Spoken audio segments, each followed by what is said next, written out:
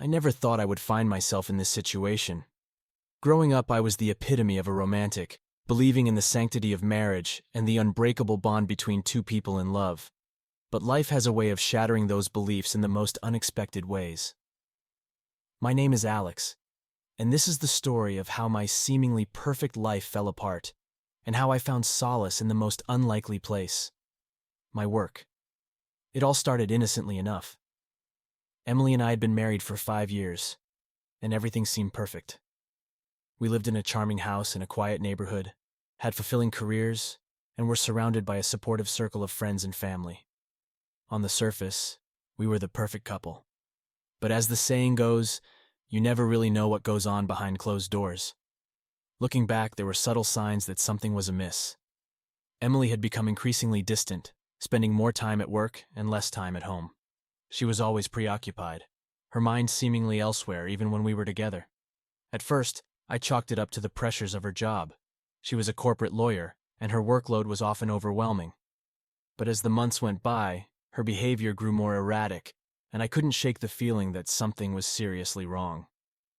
One evening, while Emily was out late at another work function, I decided to dig a little deeper. I knew it was wrong to invade her privacy, but my gut was telling me that I needed to know the truth. I went through her emails, her phone records, and her social media accounts. What I found shattered my world. There were countless messages between Emily and a man named Ryan. At first, they were professional, discussing work-related matters, but as I scrolled through the conversations, they became increasingly personal and then explicit.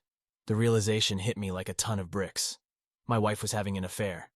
I confronted Emily the next day. She denied it at first, but when I showed her the evidence, she broke down and admitted everything. She had met Ryan at a work conference 6 months ago, and they had been seeing each other ever since.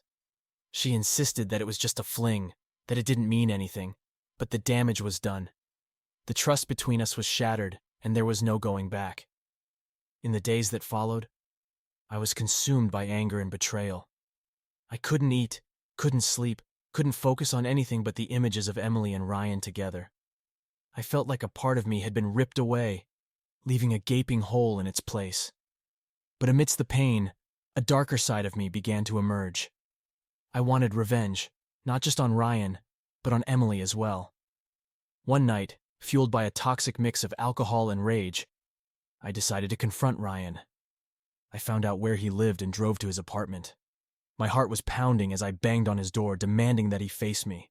When he finally opened it, he looked surprised but not scared. That only fueled my anger. Without thinking, I lunged at him, my fists flying. We wrestled, crashing into furniture, and the fight spilled into the hallway. Ryan was stronger than I anticipated, and he managed to get a few good hits in, but I was relentless. The anger and betrayal I felt gave me a strength I didn't know I had. Finally, I pinned him to the ground, my hands around his throat. For a moment, I saw red, and I wasn't sure if I was going to stop. Dear viewers, more than 90% watch my content without subscribing. If you still have not subscribed, then I ask you to do so. For me, this is the best motivation to continue. But then I heard a voice. A neighbor had called the police, and they were on their way. Reality hit me like a cold shower, and I released Ryan, stumbling away from him. I knew I had crossed a line, and there was no turning back. The police arrived and separated us, and I was taken into custody. Sitting in the holding cell, I had a lot of time to think. The rage that had consumed me began to dissipate, replaced by a profound sense of loss. Emily's betrayal had pushed me to a place I never thought I would go, and I knew I needed to make a change. When I was released the next morning, I decided to file for divorce. The divorce process was painful and drawn out. Emily was remorseful and tried to make amends, but I couldn't forgive her. The trust between us was broken, and no amount of apologies could fix that. We divided our assets, and I moved into a small apartment downtown. It was a far cry from the home we had shared, but it was a fresh start. In the months that followed, I threw myself into my work. I was a software engineer at a tech company, and the demands of my job provided a much-needed distraction from the chaos of my personal life. I started taking on more projects, working longer hours, and immersing myself in the world of code. The more I focused on work, the less time I had to dwell on the past. To my surprise, I found that I was actually good at what I did. My productivity soared, and I quickly earned a reputation as one of the top performers in the company. My boss took notice and started giving me more responsibilities, and before long, I was promoted to a lead position. For the first time in months, I felt a sense of accomplishment and purpose. But it wasn't just the work that helped me heal. It was the people I worked with. My colleagues became a second family, offering support and camaraderie during a difficult time. I formed close friendships with several of them, and we often went out for drinks after work, sharing stories and laughs. It was a welcome relief from the loneliness I had felt since the divorce. One colleague in particular, Sarah, became a close confidant. She was kind, empathetic, and had a wicked sense of humor that always managed to lift my spirits. We spent hours talking about everything and nothing, and I found myself opening up to her in a way I hadn't with anyone else. She never judged me for what had happened, and her unwavering support meant the world to me. As the months turned into a year, I realized that I had come a long way from the shattered man I had been. The pain of Emily's betrayal had dulled, replaced by a sense of resilience and strength. I had built a new life for myself, one that was fulfilling and meaningful. And while I still carried the scars of the past, I knew I was stronger for it. The day the divorce was finalized was bittersweet. It marked the end of a chapter, but also the beginning of a new one. I signed the papers with a sense of closure, knowing that I had made the right decision.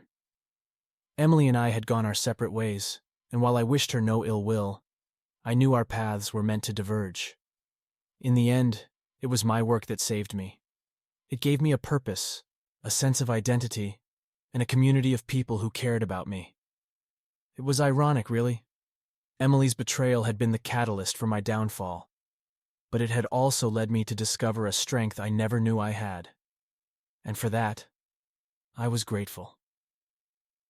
As I sat at my desk, looking out at the bustling city below, I felt a sense of peace wash over me. My journey had been tumultuous, filled with pain and heartache, but it had also been transformative. I had found happiness in my work, in the friendships I had formed, and in the person I had become. And as I moved forward, I knew that no matter what challenges lay ahead, I would face them with the same resilience and determination that had carried me through the darkest of times. I know my story isn't unique. Infidelity happens to countless couples every day, but when it happens to you, it feels like the end of the world. After the divorce, I went through a period of profound self-reflection. How had things gone so wrong? Were there signs I missed? I replayed every moment of my marriage, looking for clues. But in the end, I realized that trying to make sense of it all was futile. People change, and sometimes, the person you thought you knew becomes a stranger. My work continued to be my refuge. The tech industry is fast-paced and demanding, and there was always a new challenge to tackle. I became known for my innovative solutions and my ability to stay calm under pressure. It was as if the turmoil in my personal life had honed my focus, sharpening my skills to a razor's edge. I threw myself into my projects with a fervor that bordered on obsession. During this time, I also started going to the gym regularly. The physical exertion was a great way to channel my anger and frustration.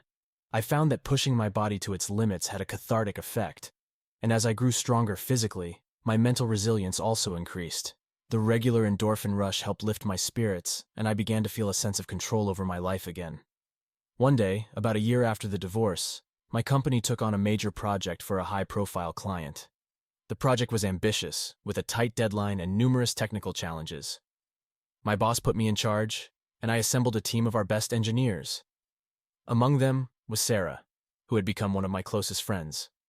Working together on such an important project brought us even closer, and I started to realize that my feelings for her were more than just friendly. As the project progressed, the long hours and high stakes brought out the best in all of us. We were a well-oiled machine, each person contributing their unique skills and perspectives. The camaraderie and mutual respect we had built over the past year paid off in spades. We worked tirelessly, often late into the night, fueled by coffee and a shared sense of purpose. One night, after a particularly grueling 14-hour day, Sarah and I were the last ones left in the office. We were exhausted, but there was a sense of satisfaction in the air. We had just overcome a major hurdle, and the end of the project was in sight. As we sat there, basking in the glow of our achievement, Sarah looked at me and smiled. "Alex, I don't think we could have done this without you, she said softly. There was something in her eyes that I hadn't noticed before, or maybe I had just been too blind to see it. Thanks, Sarah, but it's a team effort. We all played a part, I replied, feeling a warmth spread through me. No, I mean it. You've been a rock for all of us, especially for me, she said, her voice barely above a whisper. I looked at her, really looked at her, and I saw the same vulnerability and strength that had drawn me to her in the first place. In that moment, I realized how much she meant to me. The feelings I had been pushing aside for months were suddenly impossible to ignore. Dear viewers, I ask you to subscribe to the channel under this video. I will be very grateful to you. Sarah, I started, but she cut me off with a kiss. It was gentle at first, but then all the pent-up emotions we had both been feeling came pouring out. When we finally pulled away, we were both breathless. Sorry, she said, looking a little embarrassed. I've wanted to do that for a long time. Me too, I admitted, my heart pounding. But I wasn't sure how you felt. We spent the rest of the night talking, sharing our fears and hopes, and everything in between.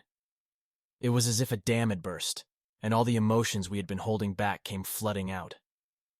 By the time the sun came up, I knew that my life had taken another unexpected turn. But this time, it felt right. The project was a huge success. We delivered on time, and the client was thrilled with the results. Our team received accolades from the company, and I was promoted to a senior management position. But the biggest reward was the relationship I had formed with Sarah. She became my partner in every sense of the word, both at work and in life. As our relationship deepened, I realized that my experience with Emily had taught me valuable lessons about trust, communication, and resilience. I was determined not to repeat the mistakes of the past, and Sarah and I made a conscious effort to be open and honest with each other. We faced our challenges together, and our bond grew stronger with each passing day. One of the biggest tests of our relationship came when Sarah was offered a job in another city. It was a fantastic opportunity for her, but it meant we would have to navigate a long-distance relationship. We talked it over at length, weighing the pros and cons. In the end, we decided that our relationship was strong enough to handle the distance, and we made a plan to visit each other regularly. The first few months were tough, but we managed to make it work. We video chatted every day and made the most of the time we had together. The distance was challenging, but it also made our relationship more intentional. We cherished the moments we spent together and made sure to communicate openly about our feelings and needs. Eventually, an opportunity arose for me to transfer to a branch of our company in the same city as Sarah. It felt like fate was giving us a second chance. I accepted the transfer, and we moved in together. Living with Sarah was a new adventure, and we found joy in the little things. Cooking dinner together, exploring the city, and simply being in each other's company. As time went on, I realized that my career and my relationship with Sarah had both flourished because I had learned to let go of the past and embrace the present. The pain of Emily's betrayal had given way to a new sense of purpose and fulfillment. I had discovered strengths I never knew I had and built a life that was richer and more meaningful than I could have ever imagined. Reflecting on my journey, I saw that every setback and heartache had led me to where I was meant to be. The divorce, the struggles, the moments of doubt, they were all part of a path that had ultimately brought me to a place of happiness and contentment. My work had given me a sense of purpose, and my relationship with Sarah had filled my life with love and joy. One evening, as Sarah and I sat on our balcony, watching the sunset, I felt a profound sense of gratitude. I had come a long way from the man who had been broken by betrayal. I had rebuilt my life piece by piece and found happiness in places I never expected. And while the scars of the past would always be a part of me, they no longer defined me. I was stronger, wiser, and ready to face whatever the future held, with Sarah by my side. The journey wasn't easy, but it was mine, and for that I was thankful.